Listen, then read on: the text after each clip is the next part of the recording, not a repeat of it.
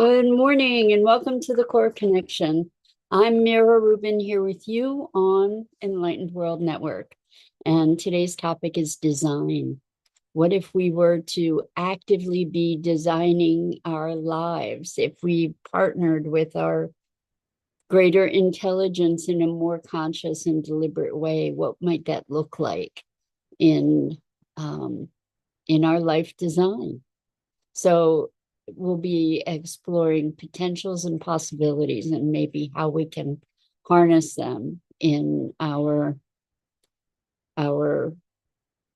magnificent lives. So uh, before we get started, let's just take a couple minutes to get present. So let's take a deep breath in through your nose and hold it. And imagine clean, crisp oxygen flooding your lungs, flowing into your bloodstream, nourishing all your cells, all your organs, bringing vital life energy to your body and being. And let's, as you exhale, exhale any tension, stress, negativity, fatigue. And now let's take another deep breath in through your nose and hold it.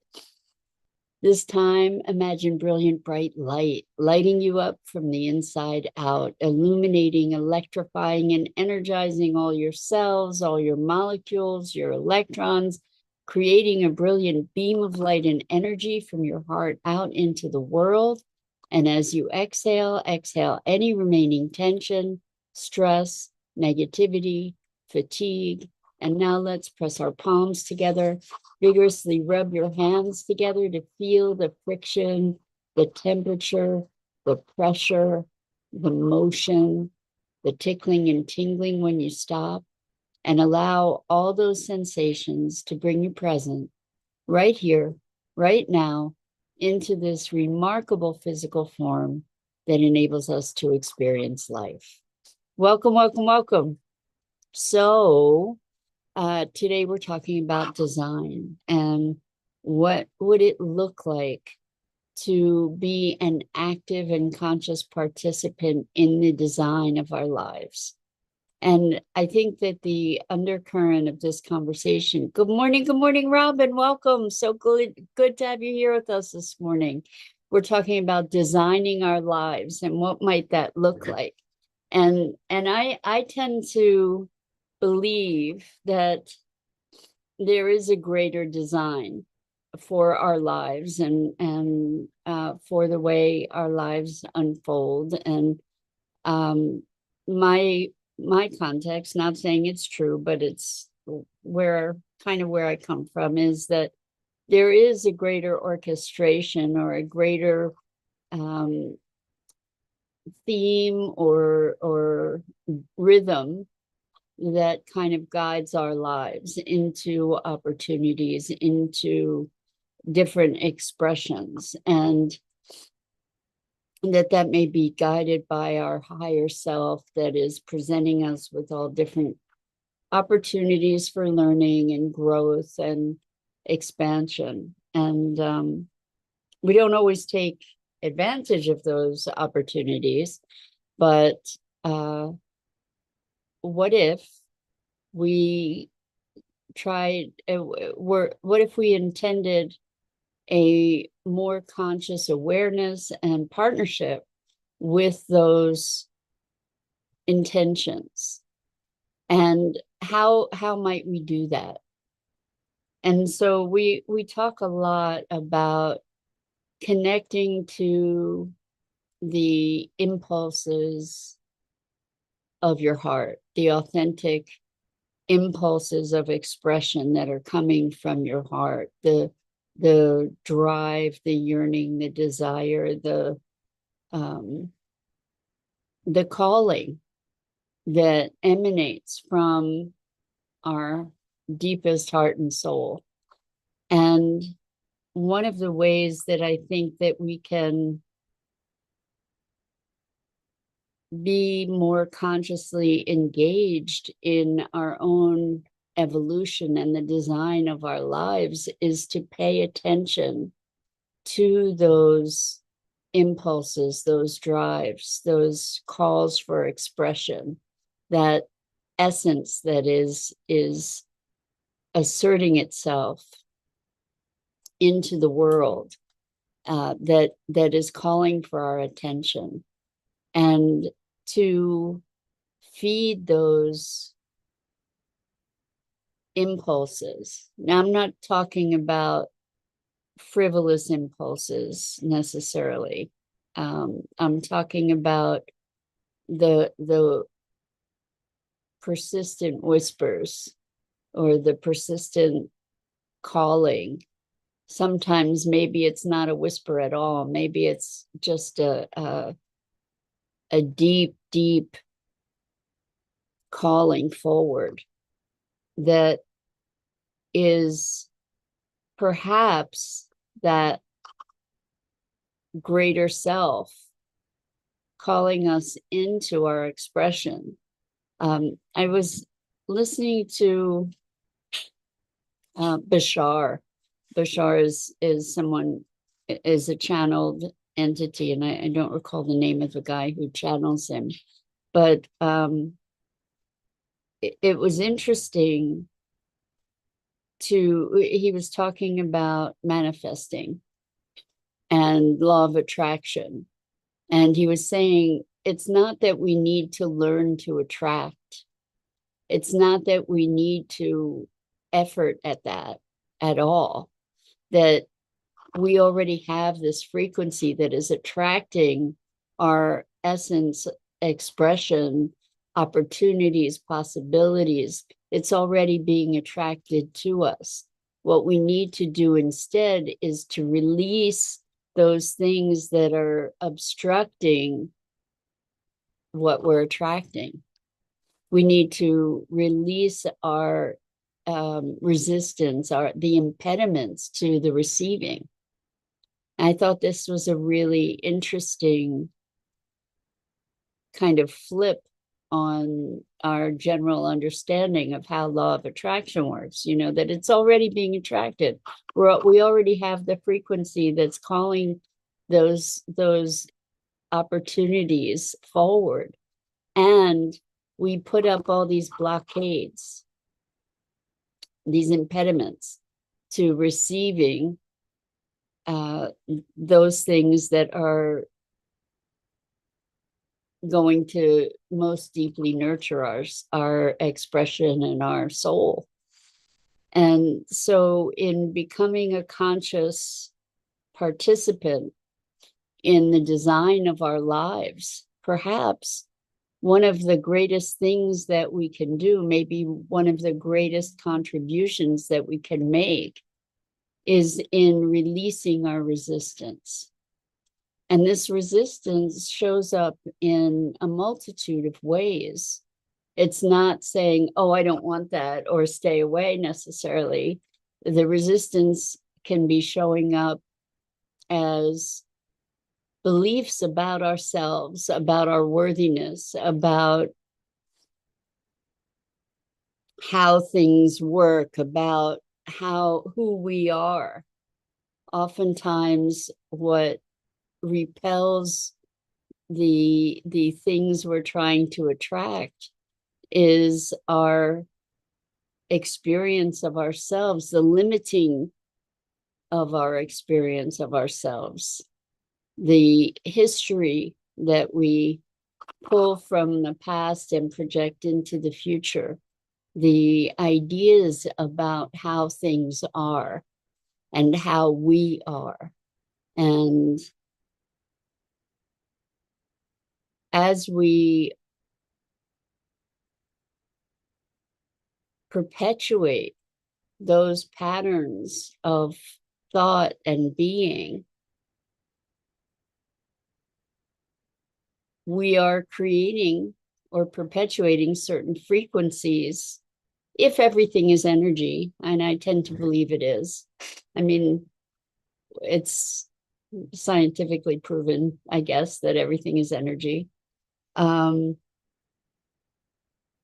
then it makes sense that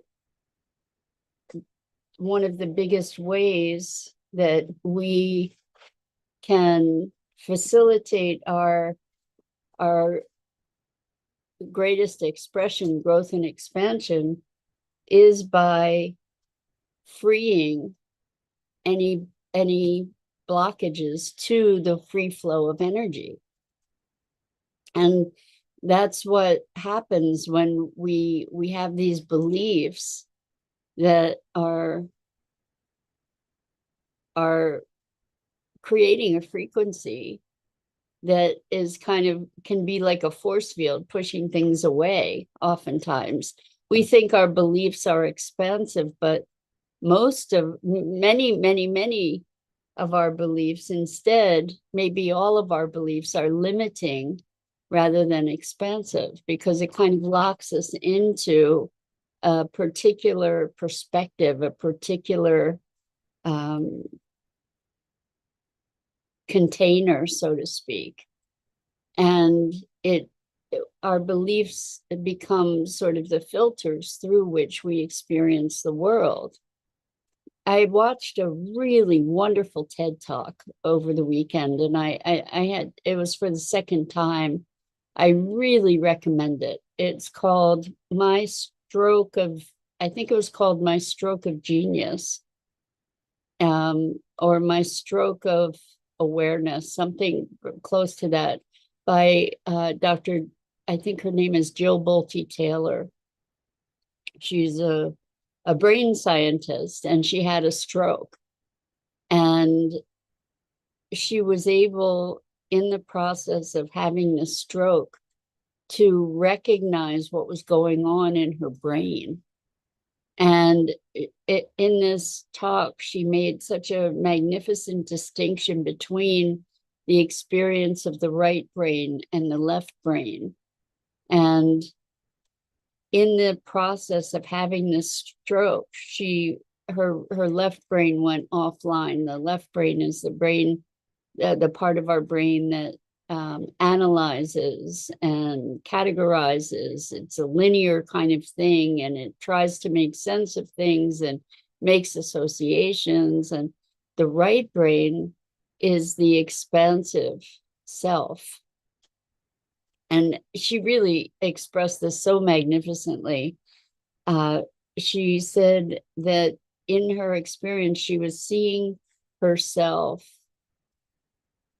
in a very, very different way. She was as a way that was unfamiliar, like that her body wasn't something that her experience of her body was very different than it had previously been. It was like, what is this thing? It's wild, and it wasn't her. And she said she saw the blending of the molecules and the energy of her body blending with the surroundings, and that she couldn't discern the distinction between what was her and what was not her, and that she had this incredible connection to this greater whole, and all was one, and everything was connected. And it was very interesting, because what she was describing is an experience of beingness without the constraints of the left brain trying to figure it all out and make it all make sense and keep everything separate. She said that the experience of the right brain was unitive, that it was wholeness, that it was connected, that everything was inseparable. And the left brain creates the sense of me, of I, as separate and distinct.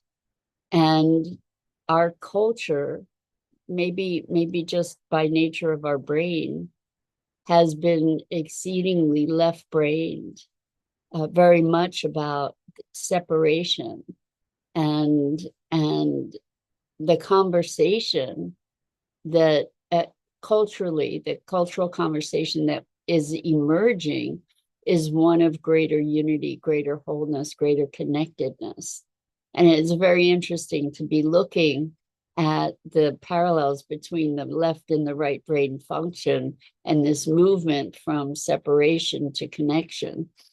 But again, let's go back to this idea of curating our experience or becoming a more active participant in the design of our lives.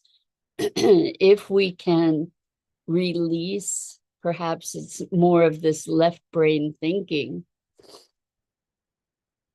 if we can release more of that and move more into the unitive piece, then we open our capacity, perhaps, to experience the tides of our higher selves intentions, that we can become more sensitive to and more responsive to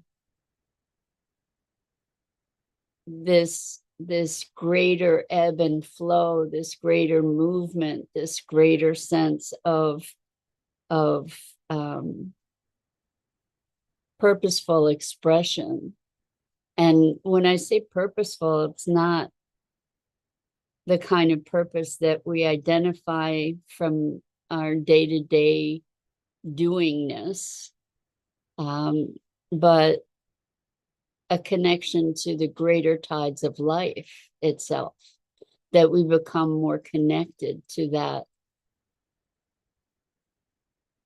that flow and maybe the will of life to express itself. One of the things that we've been exploring together is how we are an expression of life rather than I, me as a bounded, important entity. Instead, that what I know as I, me has a unique expression for the energy of life and its movement and its expression. So serving life, serving that that greater intention of life expressing itself through your unique vessel, your uniqueness. And that is one mode of life's expression rather than something that is bounded by our own our own sense of isolated or separate self. And so maybe, again, to circle back around, maybe one of the greatest ways that we can serve this design, that we can support an active engagement in the design of our lives, is to become less and less identified with the things that we think or know about ourselves,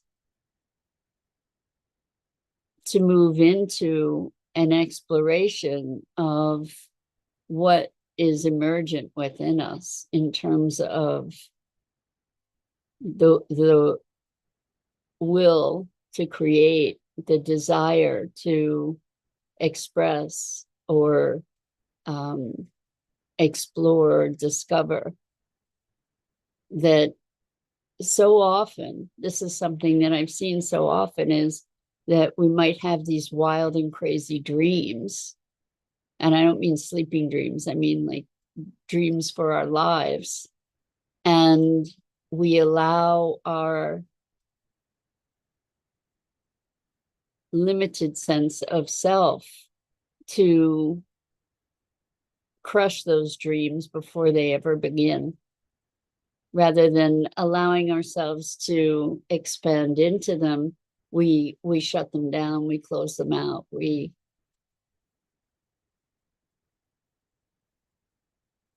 defend against them, because in order to pursue those dreams, it would mean that we might have to be bigger than we imagine ourselves to be. It might mean that we would need to defy the ideas of those around us of who we are, and the ideas of who we are that we hold for ourselves, and of our capabilities. And so the power to step beyond those constraints, the power to step beyond the limitations that we impose upon ourselves and that others impose upon us, that we accept oftentimes, comes from, in my experience, service to something greater than ourselves. And that deeper calling that allows us in our service to transcend ourselves. So to make a commitment to something larger than ourselves calls us then into expansion, calls us into defying the self-perceived limitations or the limitations that are imposed upon us externally. But this calling to a greater purpose allows us to transcend our ego-based identity limitations, to move into an expression that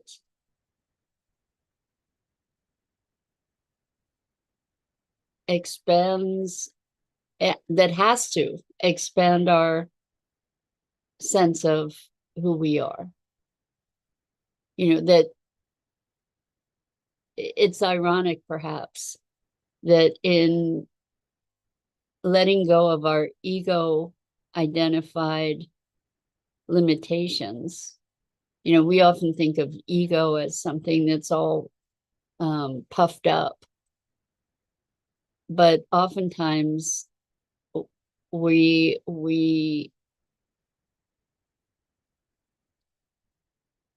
perceive ourselves, again, it's ego, it's ego being kind of the thing that is the interface between us and the world. I don't have this awful idea about ego being a terrible thing. It's our interface, and sometimes it can be all blustery and puffed up, and other times it's contracted and constrained, and other times in its balance there's a permeable, it's like a permeable membrane, this exchange of energy and communication. In that balance, the ego becomes that membrane rather than the pushing or the pulling, I think. Anyway, so perhaps the greatest way that we can assist in the design of our lives is by listening. We were just talking about purpose and committing ourselves to something greater than ourselves.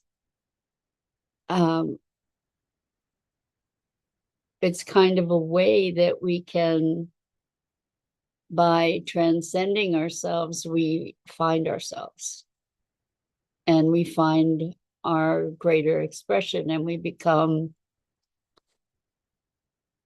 more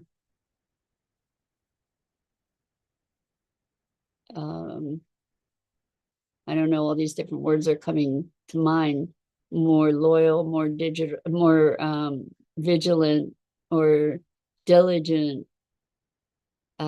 expressions of life. that we become, and as a byproduct, we become more vital, we become more energized, we become more alive as we